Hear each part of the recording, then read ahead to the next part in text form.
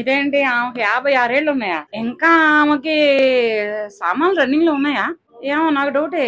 అంత వయసు అంటే కొంచెం ఎట్లయినా మహిళలు కొంచెం బ్యాక్ లో ఉంటారు. కానీ 30 చిల్లరున్న అబ్బాయిని 50 ఏళ్ల చిల్లరున్న ఏం చేద్దామని 60 ఏళ్ల హస్బెండ్ చంపించింది. వీళ్ళకి ఏమన్నా ప్రాపర్టీస్ పరంగా పెద్ద గొప్పోడా, ఆమె గొప్పదా, అతను గొప్పోడా? ఇవన్నీ కట్ చేస్తే ఈ అంత చంపి డ్రమ్ములో పెట్టేసిందా లేదా దేనికి వేసింది? ముసలికి వేసింది కదా.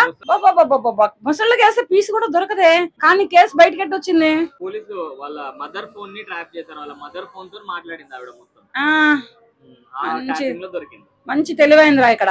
మంచి తెలివిగా వేసింది. అమ్మా 50 ఏళ్ల మహిళ, నువ్వు మంచి తెలివిగా చేసావు కానీ అక్కడ నీ భర్త ఆత్మ అనేది నీ అమ్మటే ఉంటది. ఎట్లయినా సరే నిన్ను పట్టించింది, పోలీసులు పట్టుకుంటారు. ఇప్పుడు 36 ఏళ్ళోడేమో 56 ఏళ్ళేమో కానీ నీకు 20 ఏళ్ళు పెద్దదానివి. 20 ఏళ్ళు చిన్న అబ్బాయిని పెళ్లి చేసుకుని చేరదీసి కట్టుకున్న భర్తని లేపేసి ఏం చేద్దాం అనుకున్నావు?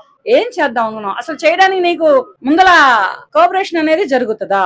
ఏదైనా సరే నీ దగ్గర ఏదైనా ఫిజికల్ గా కోఆపరేషన్ అనేది జరుగుతుందా? ఇప్పుడు 40-35 వచ్చేటప్పటికే అయిపోతుంది. అమ్మాయిల దగ్గర కానీ అబ్బాయిల ఎవరైనా కానీ ఇప్పుడున్న జనరేషన్ బట్టి అయిపోతుంది. ఇంకా నువ్వు ఒక 20 ఏళ్ళు పెద్ద జనరేషన్ కనుక ఉండొచ్చు, ఉన్నా కానీ భర్తతోటి అడ్జస్ట్ అవ్వచ్చు. మరి అంతా పెళ్లి చేసుకొని అన్నాళ్ళు కాపురం చేసిన భర్తనే లేపేసేసి ఇతనితోటి ఏం సుఖపడదామని చేశావు? ఇతన్ని ఎక్కడ పెడదామని లేపావు భర్తనే? తర్వాత నువ్వెక్కడ ఉన్నావని లేపావు? ఎందుకు మహిళలు ఇంత వయసు వచ్చినా ఏదో చిన్నపిల్లలు చంపుతున్నారంటే పెళ్ళై కొత్తల్లో వాడెవడో ప్రియుడి మీద మోజుతోటి ఇక్కడ ఒక ఇది ఉంది. ఇక్కడ ఇంత పెద్ద వయసు అయి ఉండి, ఒక అమ్మమ్మ తాతయ్య వయసు అయి ఉండి మీకు, కానీ ఈ వయసులో కూడా ఇలా చేస్తున్నారంటే మిమ్మల్ని ఏమని ఏకీభవించాలి సమాజం? మీరు సమాజానికి ఎటువంటి మెసేజ్ ఇస్తున్నారు?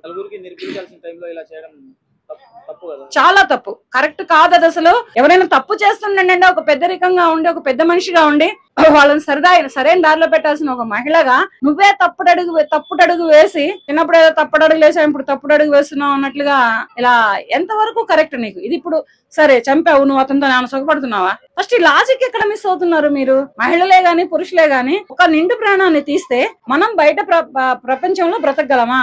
సమాజం మనల్ని బ్రతకనిస్తుందా? పోలీసులు బ్రతకనిస్తారా అనే ఆలోచన కూడా లేకుండా ఫస్ట్ ఉన్నవాడిని అడ్డం తొలగించుకొని లేనివాడి కోసం బజార్లమ్మడి ఎందుకు తిరుగుతున్నారు మీరు? ఇది కూడా ఒకటి అర్థం కావట్లేదు. ఫస్ట్ ఇక్కడ నిన్ను పట్టుకున్నారుగా పోలీసులు, తర్వాత వాడిని కూడా పట్టుకున్నారుగా. 36 ఏళ్ళు ఇవ్వకుండా కూడా ఇద్దరిని కలిపి పక్కనే కూర్చోబెట్టి, అమ్మా మీకు జైల్లో షెల్టర్ ఇచ్చాము, మీకు ప్రతి నైట్ వెన్నెల నైట్ అని ఇస్తారనుకుంటున్నారా? ఎవరికి వాళ్ళు పక్కన పెట్టి కీలు కాలు ఎగరేస్తారు తెలుసా? ఆవిడ సగం జీవితం అయిపోయింది, ఇప్పుడేం పాడు పని అని చెప్పి సోషల్ మీడియాలో సోషల్ మీడియాలో పాడు పని ఏముంది? అది పాడు పని. ఇప్పుడేం పాడు పని కాదు, అది చాలా వరకు పాడు పనే. మరి అటువంటి ఆ మహిళకి ఆ 30 ఏళ్ల చిల్లరున్న వ్యక్తిలో ఏం కనపడింది? ఈ 60 ఏళ్ల భర్త దగ్గర ఏం కనపడలేదు? ఇట్లా ఎందుకు చేస్తున్నారు?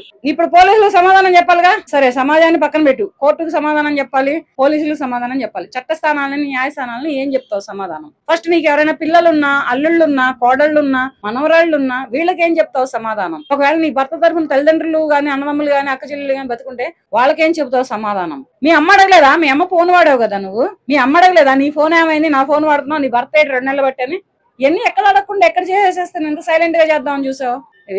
అమ్మా ఏదో సరదాగా సినిమానో లేదంటే హోటలో పార్కో కాదు వెళ్ళి ఎంజాయ్ చేసి రావడానికి.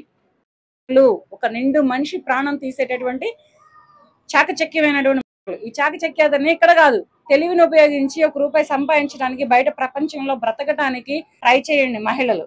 అంతేగాని తల్లిదండ్రులను, కట్టుకున్న భర్తలను, కడుపును పుట్టిన పిల్లలను ఎవరో ప్రియుడు, ఎవరో బాయ్ ఫ్రెండ్ కోసం చంపి మీ జీవితాలు ఆగం చేసుకుంటూ, మిమ్మల్ని నమ్ముకుని మీకు కన్నవాళ్ళని, మీకు ఉన్న వాళ్ళని అన్యాయం చేస్తూ ఇటువంటి ప్రయత్నాలు ఎప్పుడు చెయ్యొద్దు. ఎందుకని మహిళలో ఒక నిద్ర లెగవాలి. దేనికి? న్యాయాల కోసం, చట్టాల కోసం, ఇంకా ఏదైనా న్యాయమైన సరైన సంపాదన కోసం నిద్ర లెగవాలి. ఇదేనా మొగుడిని చంపడం కోసం, తల్లుల్ని పిల్లల్ని ఇళ్ళని చంపడం కోసం లేచిందా మహిళలోకి నిద్ర? ఇది చాలా తీవ్రంగా ఖండిస్తున్నాను. ఆ మహిళ ఎక్కడ మహిళ గానీ ఇది మాత్రం నేను ఖండిస్తున్నాను. అందుకనే కదా వాళ్ళు విడాకుల చట్టం తెచ్చారన్నారు. కానీ విడాకుల చట్టం స్వేచ్ఛ కోసం ఉంది, కానీ ఇలా ఎవరినో పెట్టుకొని ఇంట్లో వాళ్ళని చంపడం కోసం రాలేదు. చట్టస్థానాలే గాని, న్యాయస్థానాలే గాని, ఏవైనా గాని భర్తలను చంపడానికో, పిల్లలను చంపడానికో, అదేంటి అని ప్రశ్నించిన తల్లిదండ్రులను చంపడానికో చట్టస్థానాలు, న్యాయస్థానాలు లేవు. ఉన్నాయి, మహిళలకు స్వేచ్ఛ ఇచ్చారు. అది లిమిట్ క్రాస్ చేయనంత వరకే. లిమిట్ క్రాస్ అయితే నీ జీవితాన్ని నువ్వే కొలాప్స్ చేసుకున్నదని అవుతావు.